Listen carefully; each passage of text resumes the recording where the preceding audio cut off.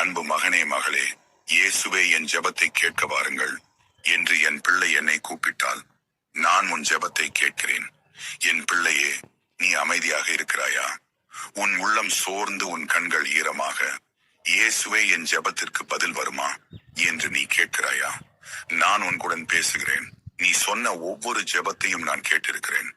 நீ வார்த்தைகளால் சொல்ல முடியாமல் உன் உள்ளத்தில் மட்டும் அழுத கண்ணீரையும் உங்கள் தந்தை நான் எண்ணி வைத்திருக்கிறேன். நேற்று என் பிள்ளை என் வாழ்வு நரக வேதனையாக இருக்கிறதப்பா என்று என்னிடம் கண்ணீர் சிந்தினாள். வீட்டில் பல பிரச்சனைகள், வருமானம் இல்லாமல், நோயால் வரும் பிரச்சனை, கணவன் மனைவி பிரச்சனை, தொழிலில் பிரச்சனை, நிதி பற்றாக்குறை, வேலையில் பிரச்சனை, நல்ல காரியங்கள் தாமதமாகுது.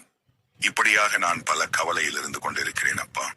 என் குறை தீரும், என் ஜெபம் கேளும் அப்பா என்று என் பிள்ளை என்னிடம் வேண்டுதல் செய்தாள். நான் உன் கூடவே தான் இருக்கிறேன் பிள்ளையே, கவலைப்படாதே.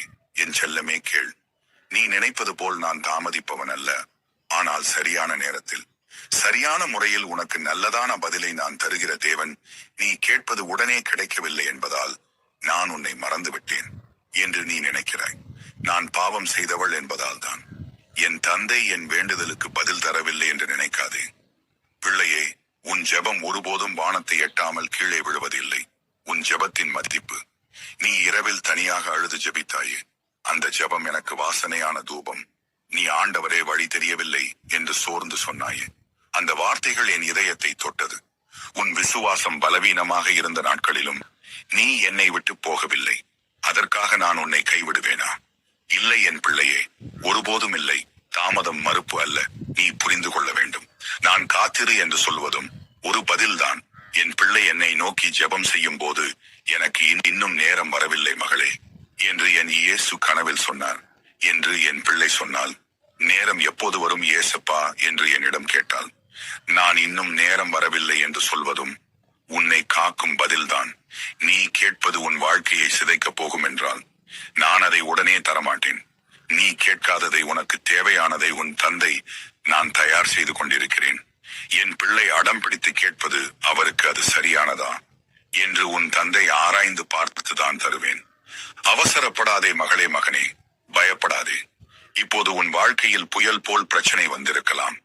கடன், நோய், உடைந்த உறவுகள், மன அமைதி இல்லை, பல பிரச்சனைகள், சண்டை சச்சரவுகள். ஆனால் படகில் இருந்த சீஷர்களுக்கு புயலில் நடுவில் நான் இருந்ததை நினைத்துப்பார். நீ தனியாக இல்லை. நான் உன் வாழ்க்கை படகில் உன்னோடுதான் இருக்கிறேன். என் வாக்கு தத்தம். என் கண்மணியே, நீ ஜெபிக்கும் போது உன் குரல் இருந்ததை நினைத்துப்பார். மன அமைதி இல்லை, பல பிரச்சனைகள், சண்டை சச்சரவுகள். ஆனால் படகில் இருந்த சீஷர்களுக்கு புயலில் நடுவில் நான் இருந்ததை நினைத்துப்பார். நீ தனியாக இல்லை.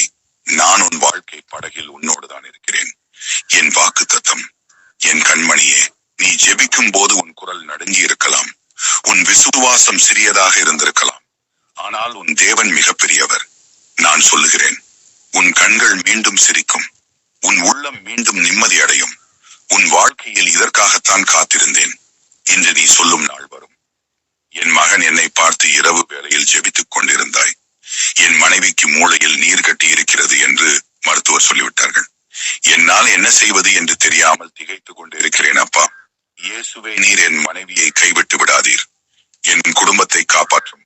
நான் என்ன செய்வது என்று தெரியாமல் மனம் வருந்திக் கொண்டு கண்ணீரோடு இருக்கிறேன் அப்பா. நீரே என் அடைக்கலாம் என்று எனது மகன் என் சன்னதியில் கண்ணீர் விட்டு கதறினான். என் மகனே, உன் தந்தை நான் உன் கூடவேதான் இருக்கிறேன். நீ கலக்கம் அடைகிறாய். நீ என்னை தவிர வேறு மனிதர்களை நம்பாமல் என்னையே நம்பி இருக்கிறாய். உன் நம்பிக்கை, விசுவாசம் உன் மனைவியை குணமாக்கும். தைரியமாக இரு என்று நான் என் மகனிடம் சொன்னேன். நீ தனியாக இல்லை. நான் உன் குடும்பத்தின் நடுவில் இருக்கிறேன். நம்பிக்கையின் குரல் இப்போது உன் குடும்பத்தின் வீட்டில் கேட்கிறது. மகனே, மகளே, என் பிள்ளையே, நீ இந்த குரலை கேட்கும் இந்த நிமிடத்தில் உன் மனைவியின் தலையில் இருக்கும் நீர் கட்டி என் நாமத்தில் கரைக்கப்படுகிறது. உன் உள்ளத்தில் சுமையோடு இருக்கிறதா? நான் ஜீசஸ். நான் உன்னை பெயர் சொல்லி அழைக்கிறேன். வனிதா, நீ சொல்லாத ஜபங்களையும் நான் கேட்டிருந்தேன். உன் கண்ணீரோடு கலந்து வந்த அந்த மௌன ஜபமும் என்றும் வீணாகவில்லை. எரேமியா அதிகாரம் 33 சொல்லப்பட்டது போல், நீ அழைக்கும் போது நான் உனக்கு பதில் சொல்வேன். வனிதா, நீ இப்போது என் தந்தையே எனக்கு உதவி செய்ய மாட்டீரோ என்று கேட்டாயோ? அந்த கேள்வி எனக்கு தெரியாதது இல்லை. நீ காத்திருப்பது பலவீனம் அல்ல, அது உன் விசுவாசம். நான் உன் வாழ்க்கையில் உன்னில் இருக்கிற நோயை குணமாக்கி நீ உன் கணவன் பிள்ளைகளோடு நிம்மதியாக சந்தோஷமாக வாழ உன் தந்தை உன்னை ஆசீர்வதிக்கிறேன். ஏசாயா அதிகாரம் 40:31 சொன்னது போல், கர்த்தருக்கு காத்திருப்பவர்கள் பலன் அடைவார்கள்.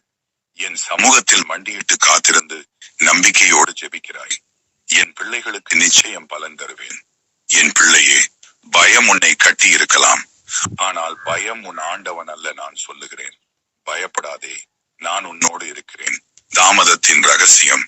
என் செல்லமே, நீ நினைப்பது போல் தாமதம் மறுப்பு அல்ல. நான் உன்னை காப்பாற்ற சில விஷயங்களை இன்னும் தள்ளி வைத்திருக்கிறேன். எல்லாவற்றையும் அவரவர் காலத்தில் அழகாக செய்திருக்கிறேன். உடைந்த மனதுக்கான வார்த்தை. மகனே மகளே, உன் மனம் உடைந்திருக்கிற நாளில் உன் அருகே நான் இருக்கிறேன்.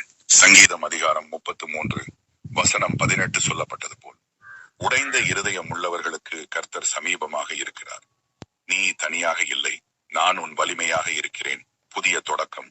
நான் உன் வாழ்க்கையில் புதிய வாசல்களை திறக்கிறேன்.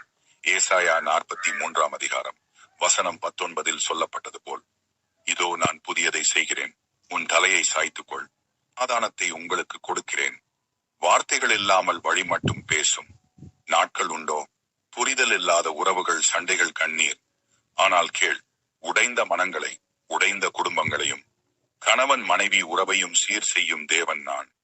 கர்த்தர். நான் உடைந்த இருதயங்களை சுகமாக்குகிறேன். நீ தனியாக சுமக்காதே. உன் குடும்பத்தின் பாரத்தை என் கரங்களில் வை. பாரங்களை ஒப்படைத்தல். உன் குடும்ப உறுப்பினர்களின் முகங்களை உன் மனதில் நினைத்துக்கொள். ஒவ்வொருவரையும் என் காலடியில் வைக்கிறேன் என்று மெதுவாக சொல்லு. உன் கவலைகளை எல்லாம் உன் அப்பா என் மேல் போட்டுவிடு. நான் உன் வீட்டில் சமாதானத்தின் ஆவியை ஊற்றுகிறேன். கடினமான இருதயங்களில் மௌனம் அடைகிறேன். புரியாத வார்த்தைகள் புரிதலாக மாறுகிறது. நான் உன் குடும்பத்தில் புதிய தொடக்கத்தை உருவாக்குகிறேன்.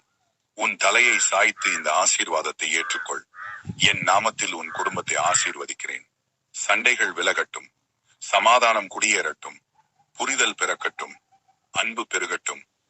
உன் வீட்டின் வாசலில் சமாதானம் காவல் காக்கட்டும். உன் குடும்பம் உன் கரங்களில் பாதுகாப்பாக இருக்கிறது. நான் தொடங்கிய மாற்றம் முழுமையடையும். கர்த்தர் தொடங்கிய நற்கிரியைகளை நிறைவேற்றுவார். பயப்படாதே, உன் குடும்பத்தில் சமாதானம் ஏற்படுகிறது. நான் உன் குடும்ப உறுப்பினர்களை சந்தித்து விட்டேன். உன் தந்தையை நம்புகிறாயா? ஸ்தோத்திரம் சொல்லு.